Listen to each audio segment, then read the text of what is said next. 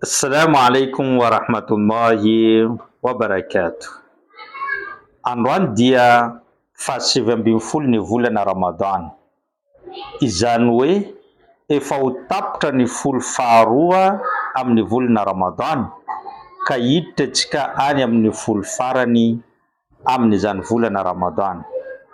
Folo farany izay tena manandanja ary ao no misy fanavotana fahobe zay ataony Allah subhanahu wa ta'ala ho antsika mpifehivava mandritry ny volana Ramadany ity. Efa avy tao an-tsainao ve ny nanontany tena hoe ohatry ny ahoana fomba mampanao ny mpaminany sallallahu alaihi wasallam rehefa tonga tahaka zao ny folo farany amin'ny volana Ramadany. Andaotsika haka hadis izay notanteriny ireo sahaba ny mpaminany sallallahu alaihi wasallam ny teny manao hoe kana rasulullahi sallallahu alaihi wasallam idha dakhala ashrul awakhir shadda mi'zara wa ahya layla wa aikadha ahla. Rehefa miditra ho ireo mpanaradiany ny folo farany amin'ny volana Ramadan dia mpaminany sallallahu alaihi wasallam namatotra mafy ny lamba fitafiny ary namelona ny alina iray manontolo ary namoa ireo ankohonany rehetra. Raha jerena izany tenin'ireo sahaba zany amin'ny hadis io dia raha vao miditra fotsiny ny folo farany amin'ny volana Ramadan dia mpaminany manomboka eo mamatotra mafy ny lamba fitafiny. Inona tiany tenenina amin'izany? Mamatotra mafy ny lamba fitafiny mba ahafahany manatanteraka ireo fanompona rehetra amin'ity folo farany ity, satria ity no farahery ahazoana famelan-keloka ary fanavotana amin'ny afobe.